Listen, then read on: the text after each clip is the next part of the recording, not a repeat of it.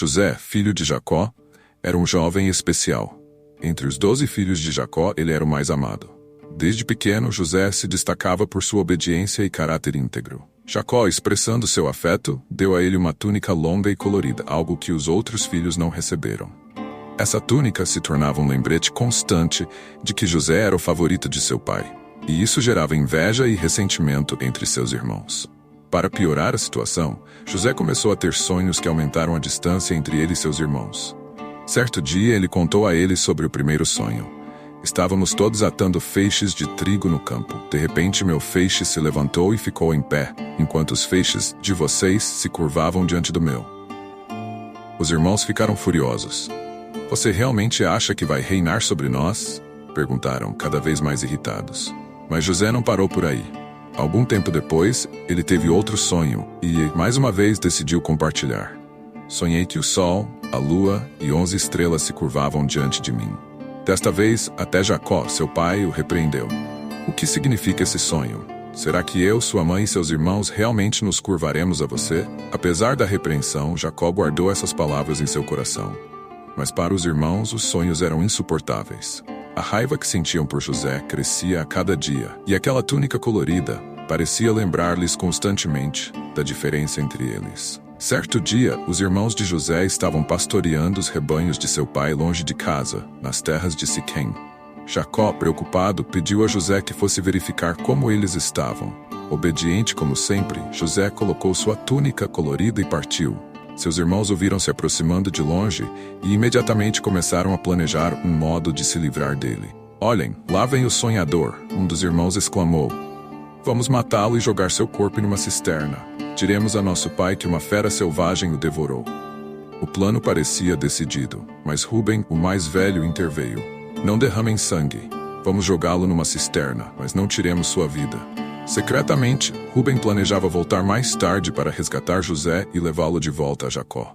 Quando José chegou, os irmãos o agarraram violentamente, arrancaram sua túnica colorida e o jogaram numa cisterna seca. Ali deixaram-no sozinho, sem água nem comida. Enquanto sentavam para comer, avistaram ao longe uma caravana de mercadores ismaelitas a caminho do Egito. Judá, um dos irmãos, sugeriu: o que ganhamos matando nosso irmão? Vamos vendê-lo como escravo. Assim, ao menos, não teremos o sangue dele em nossas mãos. Os irmãos concordaram. Venderam José aos mercadores por 20 moedas de prata, assistindo enquanto ele era levado para longe, rumo ao Egito. Para encobrir seu crime, mancharam a túnica colorida de José com sangue de cabra e a levaram de volta a Jacó. Quando Jacó viu a túnica ensanguentada, seu coração foi esmagado pela dor. Uma fera selvagem devorou meu filho, lamentou, rasgando suas vestes em sinal de profundo luto.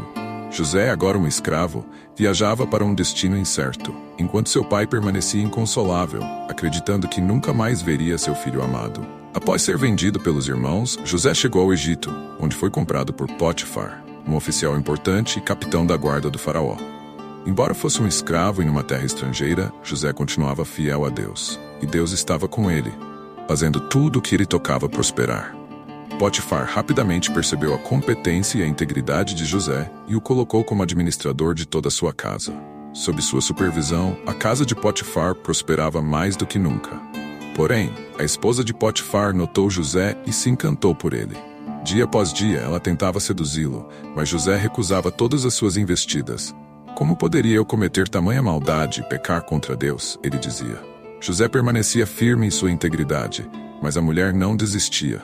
Um dia, quando José estava sozinho na casa, a esposa de Potifar o agarrou pela túnica, insistindo para que ele se deitasse com ela. José, sem outra escolha, fugiu, deixando sua túnica nas mãos dela. Sentindo-se rejeitada e humilhada, a esposa de Potifar armou um plano para se vingar. Gritando por socorro, ela acusou José de tentar atacá-la. Quando Potifar chegou e ouviu a falsa acusação, ficou furioso. Sem investigar a verdade, mandou que José fosse lançado na prisão, onde os prisioneiros do faraó eram mantidos. José, agora prisioneiro injustamente, via sua situação piorar. Mas nunca perdeu sua fé em Deus. Mesmo na prisão, Deus estava com José. O carcereiro, impressionado com sua sabedoria e comportamento, entregou-lhe a responsabilidade sobre os outros prisioneiros. E assim, José continuava a prosperar, mesmo nas circunstâncias mais difíceis, aguardando o dia em que a justiça de Deus o alcançaria. Mesmo na prisão, José não deixava de confiar em Deus. Sua integridade e sabedoria o tornaram uma figura de respeito entre os prisioneiros, e logo ele ganhou a confiança do carcereiro, que o colocou como responsável pelos outros detentos. Enquanto administrava as tarefas da prisão, 2 novos prisioneiros chegaram, o copeiro e o padeiro do faraó, ambos presos por ofensas contra o rei. Certo dia, os 2 homens estavam perturbados e cabisbaixos. José, percebendo sua aflição, perguntou: "Por que vocês estão tristes?" Eles responderam que haviam tido sonhos estranhos, mas não sabiam o que significavam. José, confiante no poder de Deus, disse: "A interpretação dos sonhos pertence a Deus. Contem-me os seus sonhos." O copeiro foi o primeiro a falar. "Sonhei que havia uma videira à minha frente. Ela tinha 3 ramos que floresceram e, em pouco tempo, deram cachos de uvas maduras. Eu espremi essas uvas no copo do faraó e o servi." José, ouvindo com atenção, deu-lhe a interpretação. Os 3 ramos representam 3 dias. Dentro de 3 dias, Faraó o chamará de volta e você será restaurado ao seu cargo. Antes de o copeiro sair, José pediu: "Quando tudo isso acontecer, lembre-se de mim e mencione-me ao Faraó para que eu possa sair desta prisão." Animado com a interpretação favorável, o padeiro decidiu contar seu sonho. "Sonhei que havia 3 cestos de pães sobre a minha cabeça. No cesto de cima havia todo tipo de pães e doces para o Faraó, mas os pássaros vinham e comiam do cesto." José respirou fundo e disse: "Os 3 cestos também representam 3 dias. Dentro de 3 dias, Faraó o mandará executar. Seu corpo será pendurado e os pássaros comerão sua carne." 3 dias depois, as interpretações de José se confirmaram. O copeiro foi restaurado ao seu cargo e o padeiro foi executado.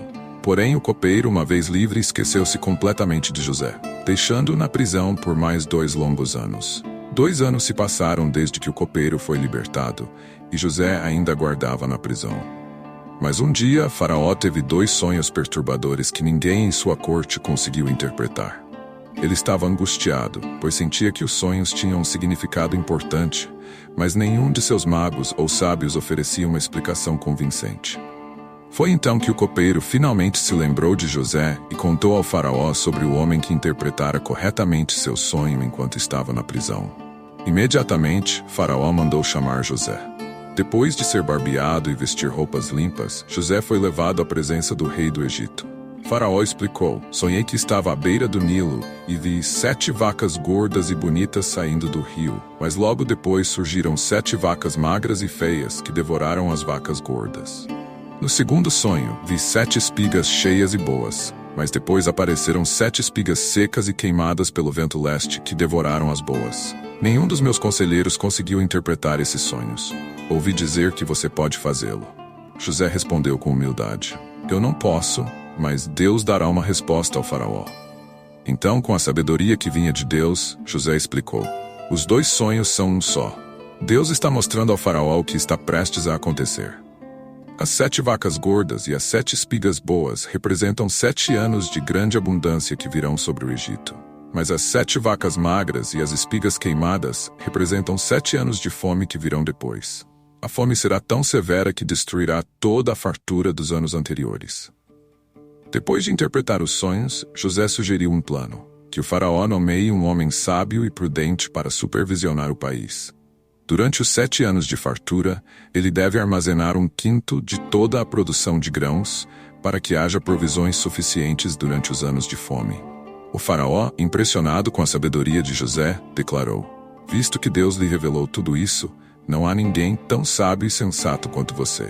Você será o responsável por toda a minha casa e todo o povo do Egito obedecerá às suas ordens. Apenas eu no trono serei maior que você."